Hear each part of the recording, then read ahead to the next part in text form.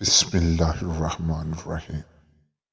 शुरू करता हूँ अल्लाह के बबरकत नाम से, जो बड़ा रहीम निहायत रहम करने वाला है।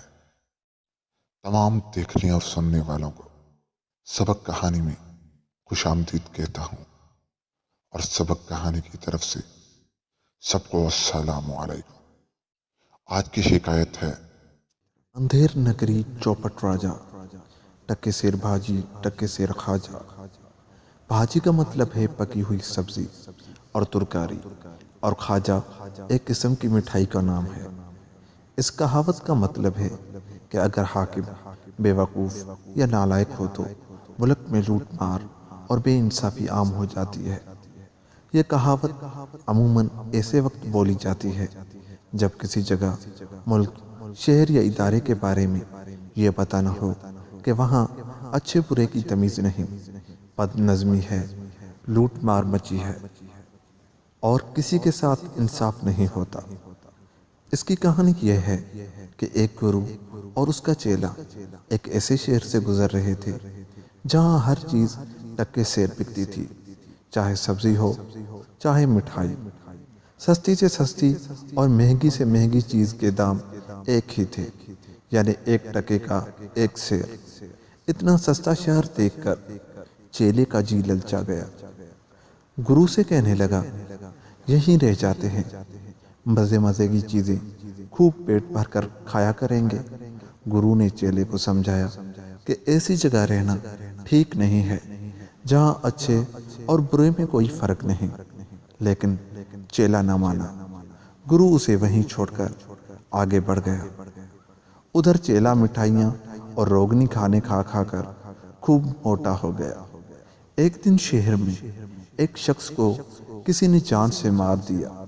सिपाहियों ने कातिल को बहुत तलाश किया, लेकिन उसे न पकड़ सके। मरने वाले के रिश्तेदारों ने राजा से फरियाद की कि हमें जान का बदला जान से दिलाया जाए। राजा को पता चला कि कातिल का कोई सुराग नहीं मिलता। अंधेर नगरी तो थी ही, और सारा कामकाज तो वैसे भी चौपट था। उस बेवकूफ़ राजा ने हुक्म दिया, कोई बात नहीं, जान का बदला जान से लिया जाएगा। शहर में जो आदमी सबसे मोटा हो उसे पकड़कर फांसी दे दो, इंसाफ हो जाएगा। टके सेर मिठाई खाकर मोटा होने वाला चेला ही शहर में सबसे मोटा निकला। सिपाहियों ने उसे पकड़ लिया और चले फांसी देने। इत्तफाक से गुरुजी दोबारा वहां से गुजरे। चेले ने उन्हें देखकर दुहाई दी।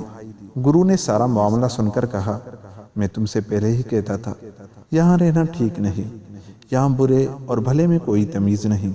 खैर, अब कोई तदबीर करता हूँ। ये कहकर गुरु ने सिपाहियों से कहा, इसे छोड़ दो, मुझे फांसी दे दो, तुम्हारी मेहरबानी होगी। सिपाहियों ने हैरान होकर पूछा, क्यों? गुरु ने जवाब दिया, इसलिए कि ये वक्त मौत के लिए बहुत अच्छा है। इस वक्त जो फांसी लगकर मरेगा वो सीधा जन्नत में जाएगा। यह सुनकर सारे सिपाही फांसी पर चढ़ने को तैयार हो गए। कोतवाल ने यह सुना तो कहा, सबको छोड़ो, पहले मुझे फांसी दो। इस तरह पूरे शहर में मुझे फांसी दो, मुझे फांसी दो का शोर मच गया। राजा को पता चला तो उसने कहा, जन्नत में जाने का पहला हकदार मैं हूँ, पहले मुझे फांसी दो। बस राजा को फांसी दे दी गई। इस तरह चेले की जान बची और गुरुजी उसे लेकर भागे। दोस्तों, जहाँ इंसाफ न हो, जहाँ हर तरफ अच्छे और बुरे की तमीज़ ही न हो, वहाँ जिंदगी का मतलब ही क्या। दोस्तों, मिलते हैं किसी और वीडियो के साथ। तब तक के लिए खुदा हाफिज़।